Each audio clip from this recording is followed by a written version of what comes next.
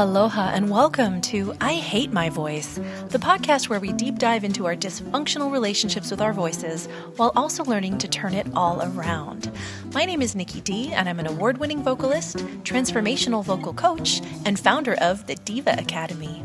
I have just one mission with this podcast, to inspire and empower you to actually fall in love with your voice.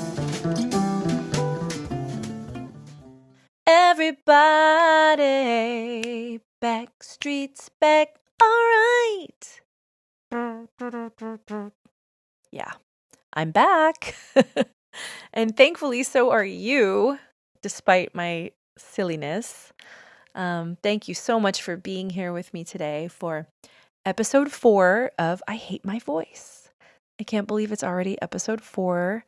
That means we are halfway through season 1 of I Hate My Voice because it's only going to be 8 episodes. And the last episode will air on December 20th. But don't worry, we'll be back for a new season starting in 2024. Meanwhile, welcome back to our season 1 journey into the heart of vocal relationships. That's really what this podcast is all about at its heart. It's about that relationship we have with our voice, that crucial piece of the puzzle of what it is to have a healthy and sustainable voice and how we overcome the hurdles that are getting in our way.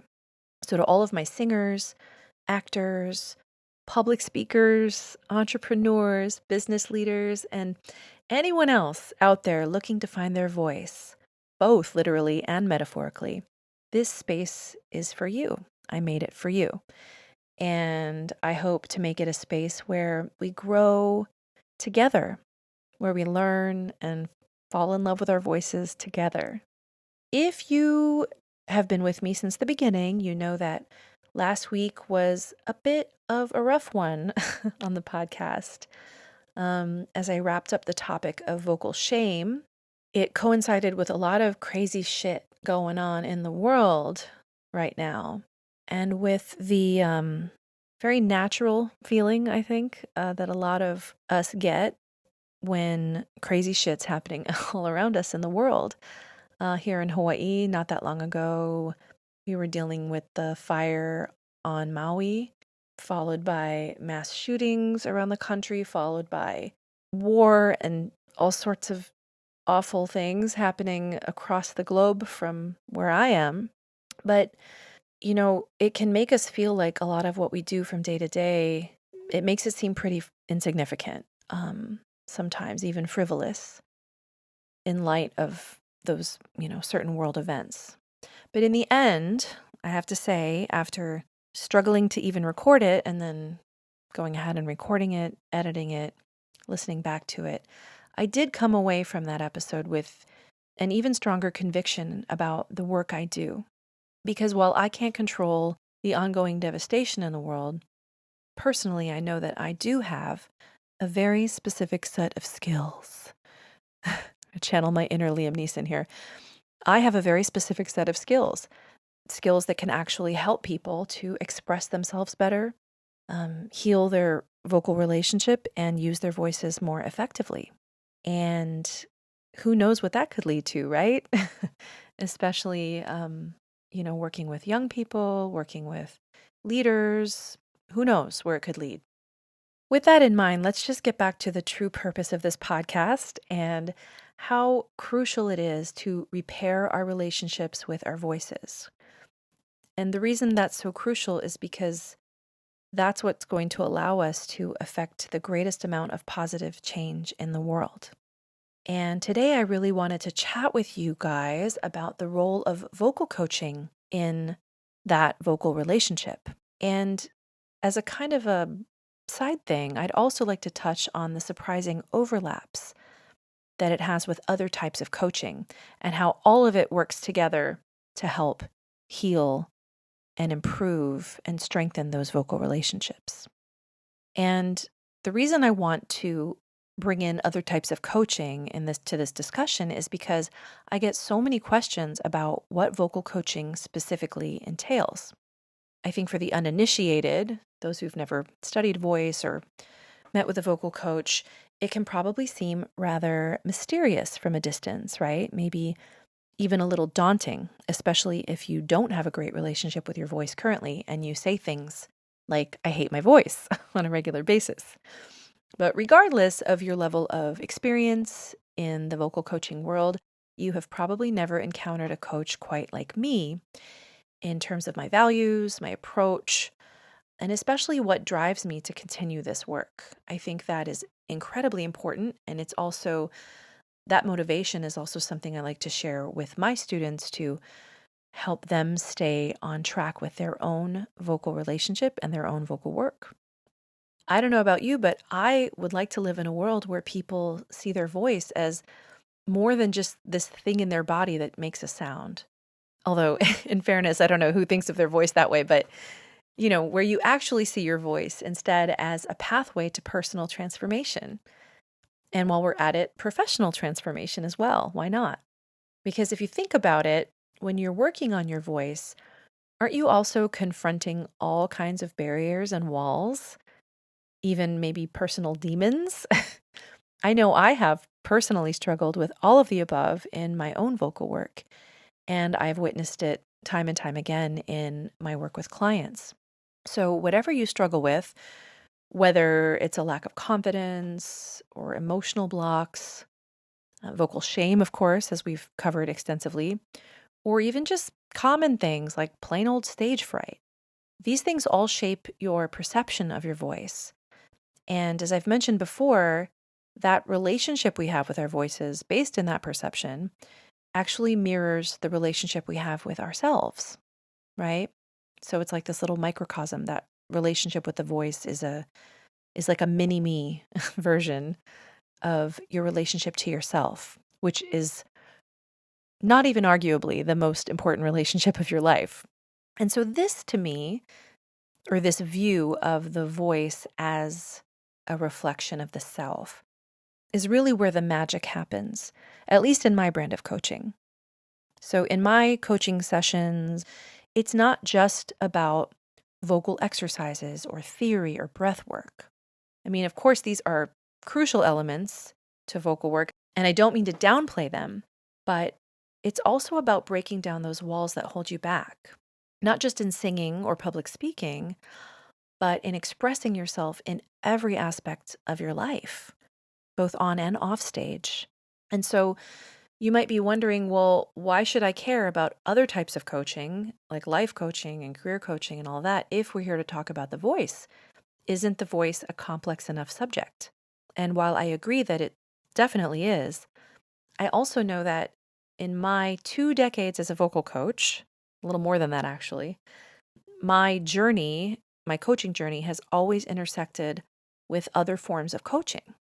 Just kind of the world I've been in as a coach. And I've been reflecting on this a lot more in the last few years because it's actually impacted my own coaching style and values to a pretty significant extent, especially as I work with more entrepreneurs and business leaders as opposed to professional singers and actors. So, people in the arts.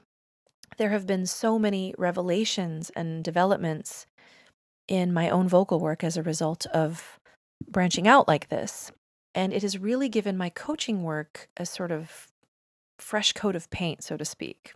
So just to be clear, I'm not a certified life coach, and I certainly don't think of myself as a life coach. However, like I said, my coaching style and approach have been greatly impacted by some of the spaces I've inhabited over the last few years. And that's both online and in person. Many of these spaces were created with entrepreneurs and coaches in mind, masterminds and co-working spaces that I've been a member of. There's also the media that I've consumed related to coaching, from social media to podcasts to online courses I've taken. I've just had a ton of exposure to the more general coaching world in recent years. And thanks to all of this exposure, I've also learned about the endless types of coaching out there, from career coaching to health and wellness coaching to sex and relationship coaching. The list goes on and on. And it can actually get super duper specific, especially lately as I've been working around mostly females in the coaching space. In fact, it seems like I learn about a new coaching specialty or niche at least once a week in my current co-working environment, often far more than once a week. It really is an exciting new world to be a part of. It's also been fascinating to watch it grow in real time, not only in scope and in scale, but also in acceptance as a legitimate and rewarding career path. For the record, I am a huge fan of life and career coaching, and I've benefited tremendously from my association with it and from my own coaches and mentors that I've worked with.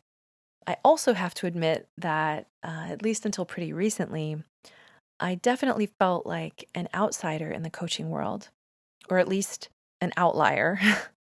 Some of this probably has to do with the pandemic and the imposter syndrome I was feeling after both my career paths were basically blown up for a little while. But as I developed closer relationships with other types of coaches, I started thinking more about what we actually had in common and what our goals were at the end of the day. Like, what was our end goal as a coach, a life coach or a career coach, or for me as a vocal coach? And right off the bat, one of the elements of coaching that we have in common that came to mind was emotional labor. That's a term that came to mind. There is so much emotional work involved in every type of coaching, right? And it can be really intense, and vocal coaching is certainly no exception. I might even argue that because of the vulnerability and the fragility of the human voice, it might even involve a lot more emotional work on a more regular basis. I know for myself, there have been countless moments in my coaching where I've held space for everything from tears to laughter to frustration to, triumph. Whether I was comforting a young student, dealing with life's rough patches, we'll call them, or crying myself in voice lessons to my own vocal coaches as a student, both in college and later in life. Definitely had a coach in Nashville, an absolute saint, who had to hold space for my tears at least twice a month. So these experiences have all shaped me into a coach who really values empathy and holistic growth as a singer, speaker, or just however you use your voice. And for me, this journey isn't just about coaching voice. It's about guiding people, guiding voices through the complexities of life. And it's about working with people from all walks of life, artists, entrepreneurs, leaders. We're all unified by this desire to express ourselves authentically through our voices. So when I'm working with people, I feel like each and every story, each and every challenge they bring to the table is a learning experience for both of us. It's a step towards mastering both, vocal prowess and basic life skills. So then maybe in a way I am a sort of life coach, but I'm one who approaches life through the specific lens of the voice. And in me, I hope that you'll find an understanding guide who walks alongside you, helping you navigate this beautiful, unpredictable life through the power of voice work. And as we reach the halfway mark of this first very short season, I'm excited to share that I'll be returning in 2024 with even more to offer. You can expect captivating guest interviews, real-time vocal coaching sessions, and all kinds of practical tips to foster a healthy and sustainable relationship with your voice. Because your voice is priceless, it's a gift, and it's uniquely your own. So just remember, your voice is a powerful tool, and I hope that together we will continue to explore its limitless potential. Meanwhile, we do have 4 more episodes in season 1. The final episode will air December 20th, and it's going to be a little bit different the second half of season 1. I'm going to start to dive into some really powerful motivations and benefits of vocal work with you and show you some examples of how I apply certain aspects of vocal work in my own life. So hopefully you'll find that interesting, and I'm excited to share it all with you. Again, thank you for joining me on this incredible journey. Until next time, keep singing, keep speaking, And most importantly, please keep expressing your true self. I'll talk with you soon. Bye-bye. Mahalo for tuning in, and I hope you'll join me again soon for another episode of I Hate My Voice. To learn more about my online vocal programs, visit my website at Deeva.Academy. That's DEEVA.Academy. You can also find me on social media with the hashtag @DeevaMusic. And don't forget, that's Deeva with 2 E's. My name is Nikki Dee. Thanks again for listening, and I'll talk to you soon. Aloha!